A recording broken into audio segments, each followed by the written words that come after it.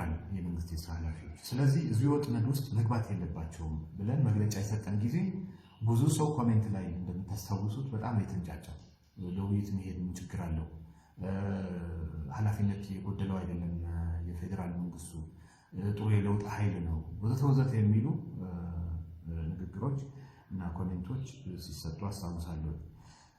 ነገር ግን ዞሮ ዞሮ አሜሪካን ሀገር ተሄደ ባጭሩ የነበረው ታሪክ የኢትዮጵያ ሕዝብን በተከታታይ ስለሚያውቁት ግብፅ ወደምትፈልገው ወጥመድ ካስገባች በኋላ ግልጽነት የጎደላቸው መግለጫዎች በኢትዮጵያ መንግስት በኩል በተከታታይ እየቀረቡ ማለት ከአሜሪካ ጋር ያለው ግንኙነት በተለይ ደግሞ በ12ኛ መደበኛ ጉባኤ ላይ ደግሞ የተነሳው ጥያቄ በተለይ ኢንተርፕረነሮቹ የሲቪክ ማህበራት አመራሮች ያነሱት ትልቅ ነጥብ ምንድነው? እሺ አሜሪካ ፋሲሊቴት ለማድረግ ነው የገባችው ሁኔታውን ለማመቻቸት እንበልና እንቀበላችሁ። የገንዘብ ሚኒስትሩ ምን ሊያደርግ ገባ? ዓለም ባንክ ምን ሊያደርግ ነው የገባው? ሚኒስትሩን ንገሩን ተባሉ። አድበስብሰው አለፉት። ምንም ምላሽ አልነበረም ማለት ነው። ነገር ግን ሚኒስትሩ አሁን ተገለጠ ማለት ነው። አሜሪካ አሁን አምባገነኑ መሪ ወደ ሱዳን ሲሄዱ የተሰጠው ሽፋን በድንበር ላይ ያለው ችግር ለመፍታትና የህዳሴ ግድብ ድርድሩ ለማስቀጠል የሚያስችል ውይይት ለማድረግ ከሱዳን ተባለ።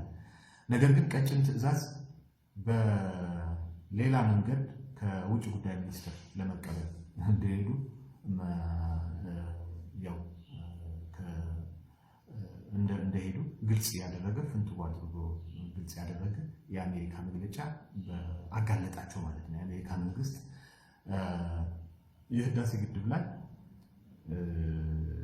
እያደረጋችሁት ያለ እንቅስቃሴ አሜሪካ ከሰጠቻችሁ መመሪያ ውጭ እየሄዳችሁ ስለሆነ ብድር የሚባል አልሰጣችሁም፣ ለሰብአዊ እርዳታ የሚሆን ለማንኛውም ሀገር ኃላፊነት የሚሰማ ሀገር ከምሰጣችሁ ውጭ ለኢኮኖሚ ማሻሻያ ወዘተ ተብሎ የሚሰጠው ብድር በቀድሞ ሁኔታ በአባይ ግድብ ላይ ስትፈጽሙ ነው ብዬ ስለነበረ ይህን ለጊዜው አቆመዋለሁ ብሎ አጋለጣቸው። አሁን የኢትዮጵያ መንግስት የተጋለጠው በአሜሪካ መንግስት ነው።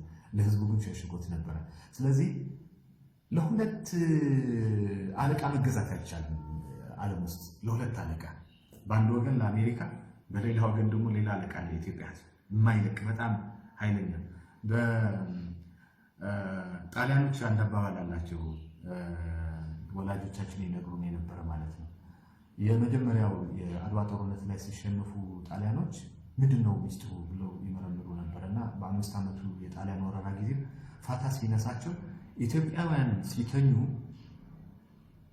ሙሉ ቀልባቸውን አጥፍተው አይተኙም። አንድ አይናቸው ገርበብ አድርገው በሌላኛው አይናቸው ግን ክፍት አድርገው ነው የሚተኙት። አይናቸውን ሳይጨፍኑ አንድ አይናቸው ሳይጨፍኑ ነው የሚተኙት ይሉ ነበር። ይሄ ማለት ይሄ ህዝብ ለጥቅሙ ሁልጊዜም ንቁ ነው። ሁኔታዎች ሊሸፋፈኑ ሊያደናግሩት ይችላሉ ለጊዜው። ነገር ግን በትኩረት የአባይ ጉዳይ ከአይኑ ስር እንደማይነቅለው ያሳየው ይህን መንግስት የፈለገው ነገር እንዳይሰራ አጥብቆ ያዘ።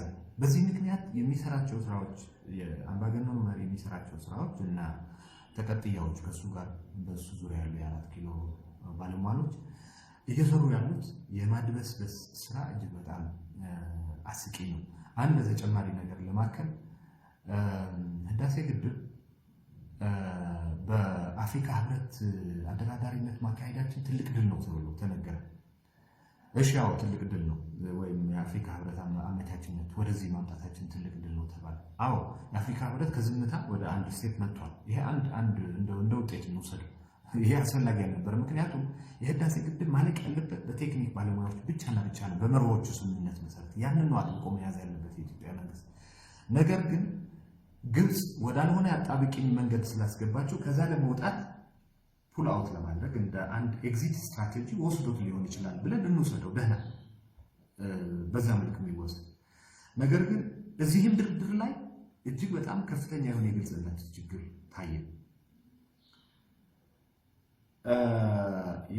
እየተደረገ ያለው ድርድር አስገዳጅ ወይም አሳሪ የሆነ ድርድር አይደለም ብሎ የኢትዮጵያ የውጭ ጉዳይ ሚኒስትር መግለጫ ሰጠ።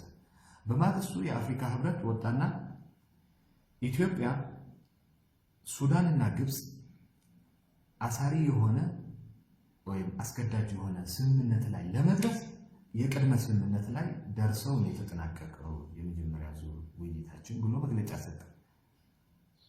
ከዛ በኋላ የኢትዮጵያ መንግስት እንደዛ ካልሆነ የመጀመሪያ የገለጸው መርህ ከሆነ የተስማማበት ለምንድን ነው ከዛ በኋላ ጭጭ ያለ ምንም አይነት መግለጫ እንዲሰጥ ዝም አለ?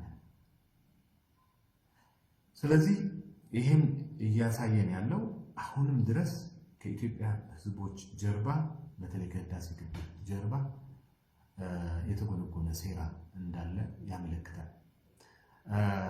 በዚህ ምክንያት ህዝቡ እኮ አሁን እውነት የህዳሴ ግድብ ደርሶበታል የሚባልበት ደረጃ ላይ እየደረሰ ከሆነ የሚያዋጣው ገንዘብ እጅግ በጣም ትልቅ መሆን ነበረበት። እርግጥ ህዝቡ ህዳሴ ግድብ የራሱ ስለሆነ የህዳሴ ግድብ እንዲቋረጥ አይፈልግም። በሁሉም የኢትዮጵያ ብሔር ብሔረሰቦችና ህዝቦች የቻለውን ያህል በ2012 አዋጥቷል። አሁንም እንደቀጠለ የሚያሳዩ ምልክቶች አሉ። ይሄ ምንድነው? የኢትዮጵያ ህዝብ የኃላፊነት ስሜት ስለሚሰማው ነው። መንግስታት ኃላፊዎች ናቸው፣ የህዳሴ ግድብ ግን ነዋሪ ነው። ስለዚህ ህዳሴ ግድቡ እንዳይደናቀፍ አሁን በከፍተኛ ጥረት ላይ ነው ያለው። ነገር ግን ከመንግስት በኩል ከመረጃ ግልጽነት ጀምሮ በአሜሪካ መንግስት እስኪጋለጥ ድረስ የኢትዮጵያ ህዝብ ከፍተኛ ክህደት ነው ያጋጠመው በህዳሴ ግድብ ብለን መደምደም እንችላለን። ስለ ኢትዮጵያ መንግስት ይሄን ያክል ካል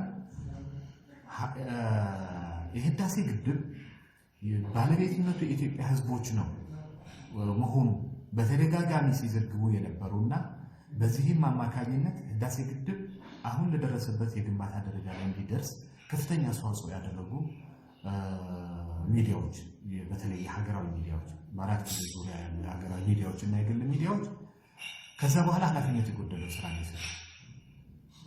ልክ እንደ ቱቦ መንግስት የሰጣቸው መረጃ ማስተላለፍ እንጂ ቢያንስ ህዳሴ ምክር ቤት ላይ የተካሄዱ ክርክሮች እንኳን በግልጽ ለህዝብ ማቅረብ አልቻለም።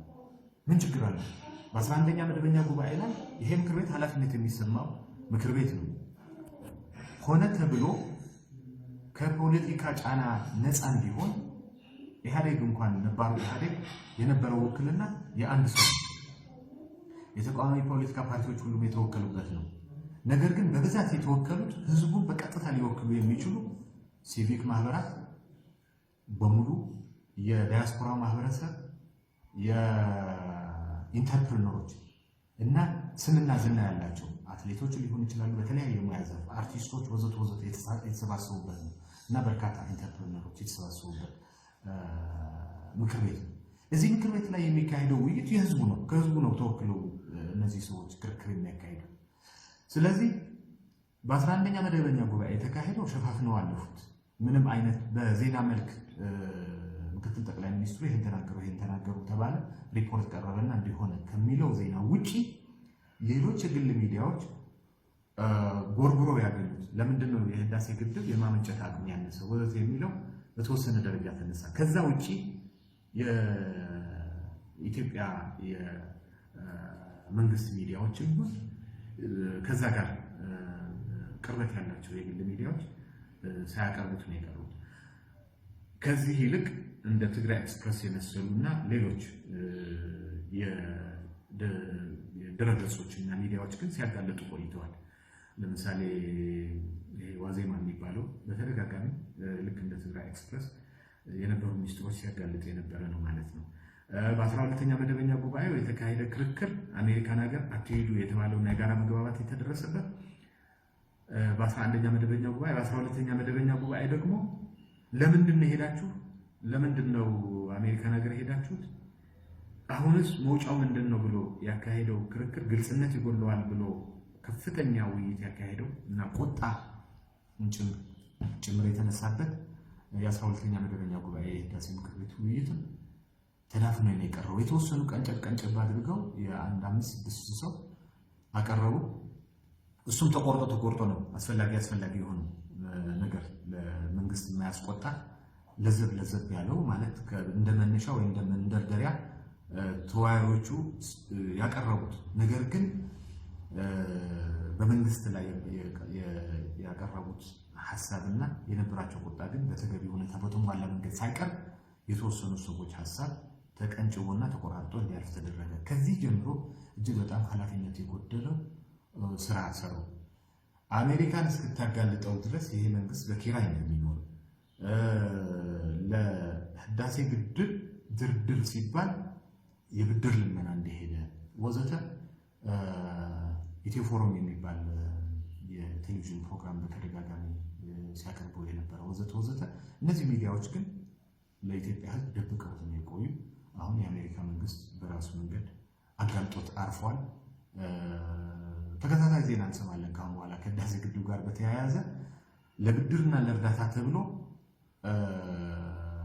ምን ያህል ኃላፊነት የጎደለው የኢትዮጵያ ጥቅም ሳይከበር ለውድቀት የሚዳርጉን ስምምነቶች ከተለያዩ ተቋማት ጋር እንደተደረገ ቀስ እያሉ አሁን ሚኒስትሮቹ የተዘረገፉ በራሳቸው በዓለም አቀፍ ተቋማቱ ሚዲያዎችም አበዳሪዎችም ቀስ እያሉ ደረጃ በደረጃ እየወጡ ገሃድ የሆኑ መሄዳቸው አይቀርም የሚል ሀሳብ ነው።